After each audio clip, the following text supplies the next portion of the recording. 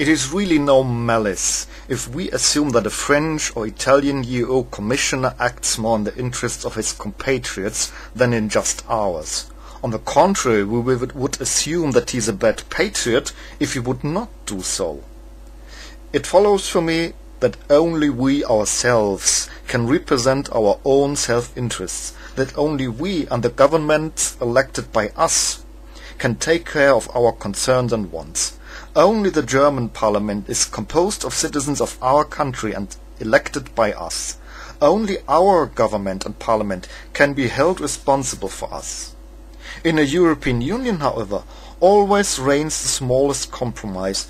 We must always persuade 26 or more countries, all bargain with their interest, and it is determined in the mood of the day or just as the domestic political sensitivities demand, and we have to bow to it then.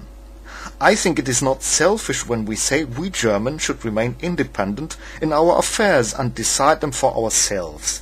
Just as we don't want to be anyone's master, we do not want to be dominated, which says nothing against temporary cooperation agreements, but the responsibility for our policy must remain completely in our country, and this includes the control over our currency. The misery is compounded by our so-called democracy. I say so-called because one thing is indeed quite obvious, that the people's will is implemented in the committees and parliaments is something very rare. Neither for the implementation of the euro as a currency, nor the billions of rescue package for Greece or other countries, nor the EU constitution would ever have gotten a vote of the majority in Germany ever. And while in all other EU countries they had made polls about this, this has been decided in Germany against the people's majority without any poll. It has been imposed upon us by the parliament authorities. There is no alternative, period. There is also no party in our parliament which would not support the European Union. So we can't actually choose anything, which leads to another fact, and it can be seen in the last 20 years of politics. No matter who was in the government, red-green, red-black or black-yellow, all these governments differed only in nuances. That in any point the five mainstream parties have any distinct differences and are really alternatives to vote, I think that's a rumor. No matter on what topic, pensions, social security height, closing nuclear plants, healthcare, all these topics, the parties have only a few euros more left, the nuclear step out is 2 years sooner or later, alternatives are sought in vain. But what sense has an election when there are no alternative? Well, how does this differ from the days of the socialist one-party state? One reason for this is that today politicians suggest in any point a profound change. They are removed from politics in no time.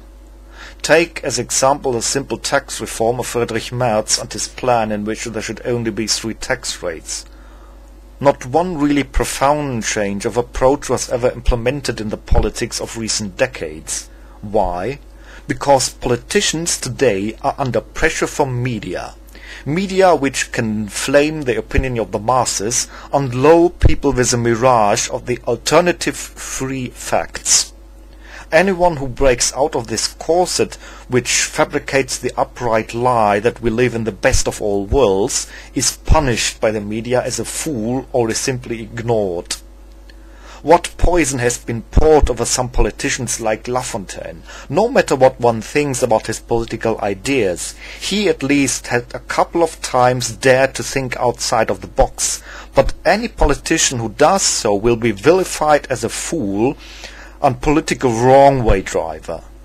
Politicians will only be elected if one promises everything to everyone, because now everyone is a little king who has the right for everything.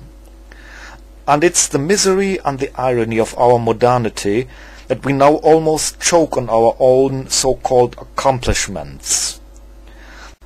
But modernism has freedom and self-realization written on its flag.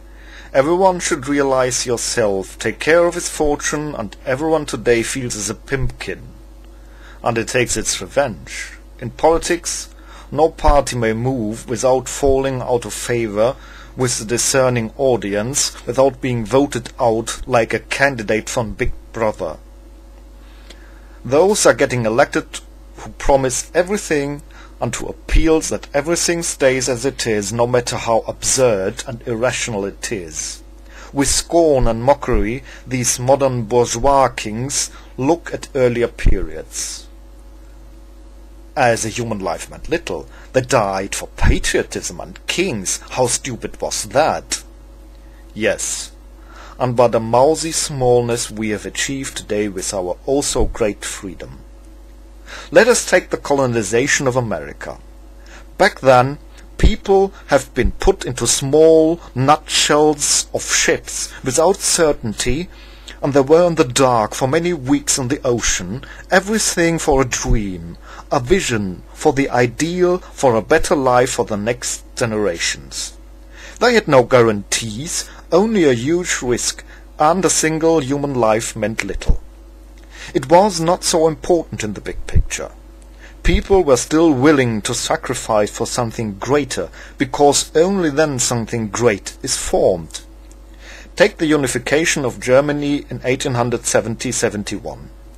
Of course, nobody wants to go to war. And then it was only the operation of a single man, Bismarck, who forced the war of 1870. This created such a national feeling that it was possible to form Germany. One might criticize the war and Bismarck's actions as you want, but without this war, we would still be divided into numerous small German states.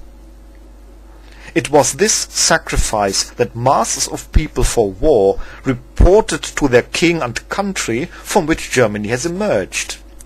Whether by war or violence, what has emerged in the history of greatness was because there were those to whom the idea was more important than their personal well-being, which today's modern individual mocks as a stupid sacrifice, and still it is the fundament on which the self-indulgent little kings of today stand on what they are no longer capable of creating.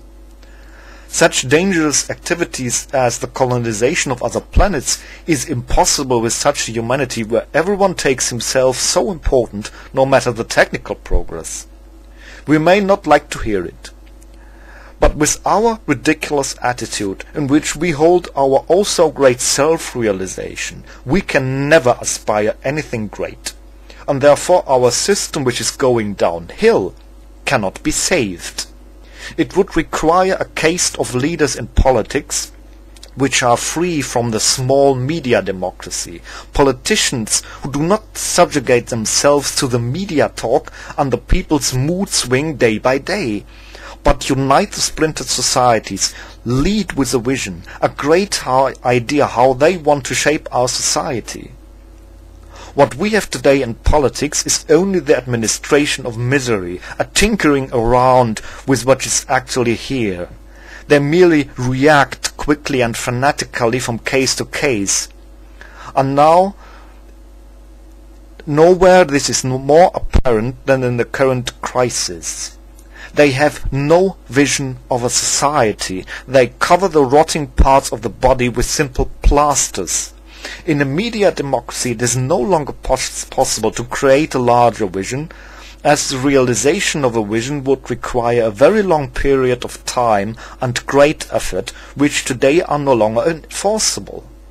This is the inevitable long-term suicide of modern society.